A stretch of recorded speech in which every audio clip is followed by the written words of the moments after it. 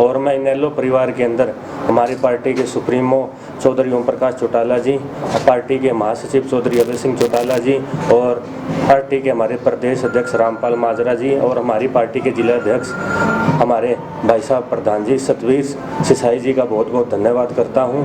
और मैं अपने तन मन धन से पार्टी के लिए समर्पित हूं।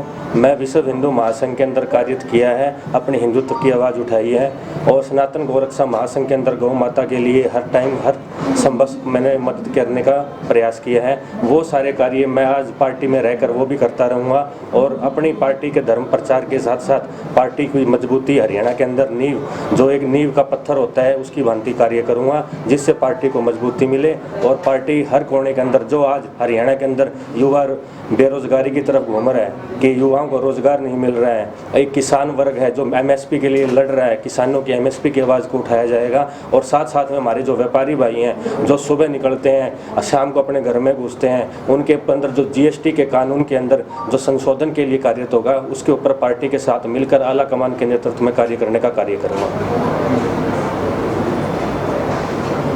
अभी तक आप गैर राजनीतिक तौर पर रहकर समाज में कार्य कर रहे थे, तो राजनीति में आने का कोई विशेष था? देखो, मैं गैर राजनीतिक संगठन जितने भी थे हमारे विश्व हिंदू महासंघ, इसके हमारे पीठाधीश्वर आदरणीय सुरेंद्रनाथ अवधूत जी महाराज जी के नेतृत्व में मैंने कार्य किया है। उन्होंने मेरे को एक बात सिखाई है, जब आप देश धर्म संस्कृति के प्रति आपका पूरा त्याग हो जाए तो आपको किसी न किसी राजनीतिक संगठन की तरफ जाना चाहिए, क्योंकि राजनीति एक राष्ट्र नीति लागू करती है। हमारा देश लोकतांत्रिक देश है जो राष्ट्र नीति के ऊपर चलता है। राष्ट्र नीति के लिए राजनीतिक पार्टी में आना बहुत ज़रूरी होता है। इसलिए मैंने हमारी पार्टी जो हमारी क्षेत्र की पार्टी है इंडियन नेशनल लोकदल का दामन थामा है। इनेलो ही के चुनाव पे इनेलो की नीति आज के टाइम में किसानों की आवाज़ किसने उठाई? इनेलो ने। पहलवान वर्ग की आवाज़ किसने उठाई? इनेलो ने। आज जो पानी का मुद्दा जो हरियाणा के अंदर चल रहा है SYL का, उसका मुद्दा कौन उठा रहा है?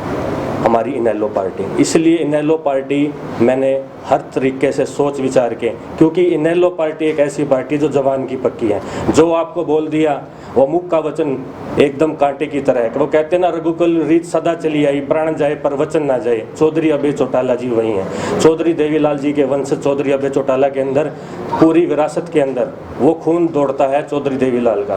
तो इस पार्टी का दामन थामने का मेरा कारण यही है। सर, आपके आने के बाद कौन से नए कार्य किए जाएंगे?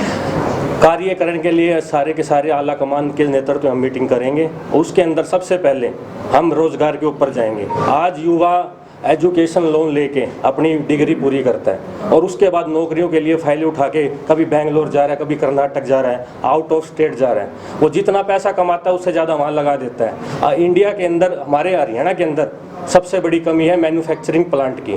मैन्युफैक्चरिंग प्लांट नहीं है किसी भी कंपनी का, उनके ऊपर ध्यान दिया जाएगा। टैक्स फ्री जोन घोषित करने के लिए मैं पार्टी के साथ बात करूंगा कि टैक्स फ्री जोन का नेतृत्व बनाया जाए, कि बिजनेसमैनों को, व्यापारियों को बुलाया जाए कि वो टैक्स फ्री जोन के अंदर हम अपनी MNC कंपनियां स्थापित करें और उसके बाद रोजगार मिलेगा युवाओं को। और दूसरी चीज़, हर घर के अंदर एक आत्मनिर्भर भारत की मुहिम के साथ एक आत्मनिर्भर हरियाणा बनाने की कोशिश करेंगे। या तो हरियाणा के हर घर के अंदर एक रोजगार दिया जाएगा या उसे आत्मनिर्भर बनाया जाएगा, जिससे वो अपने परिवार का पालन पोषण कर सके और आने वाली 7 पीढ़ी अपनी तंदुरुस्त कर सके। आपने विशेष तौर पर युवाओं को टारगेट किया जी। हरियाणा के बहुत से ऐसे गांव हैं जहां पर गांव खाली हो चुके युवा जो है देश छोड़कर विदेशों को पलायन कर चुके हैं, उनको रोकने के लिए भी आपके पास? बिल्कुल। अगर देखो, कोई भी अपना घर परिवार छोड़ के अपने घर से दूर नहीं जाना चाहता। अपनी मातृभूमि, अपनी मिट्टी की जिसमें से हमें खुशबू आती है, वो छोड़ के कोई भी युवा नहीं जाना चाहता। लेकिन पेट की मजबूरी एक इंसान को 7 समुद्र पार ले जाती है।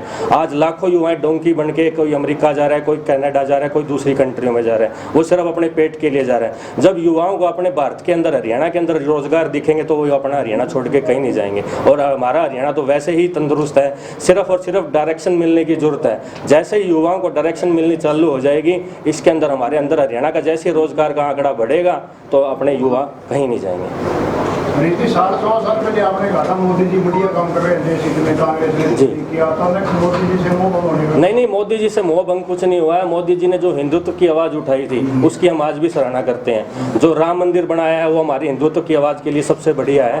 वो जो काम उन्होंने किया है वो हिंदुस्तान में कोई नहीं कर सकता। हिंदुत्व की आवाज़ के लिए, धर्म प्रचार के लिए मैंने मोदी जी की सराहना की और आगे भी करते रहेंगे। और आगे भी कोई भी पार्टी जो हमारे हिंदुत्व की आवाज़ उठाएगी, वो चाहे कोई भी पार्टी हो, हम उसकी सराहना करेंगे। लेकिन अब बात आ गई देश की अर्थव्यवस्था की, हमारे हरियाणा के अंदर बेरोजगारी की, तो उसकी आवाज़ उठाने के लिए तो कोई ना कोई हमारी पार्टी का चयन करना जरूरी था।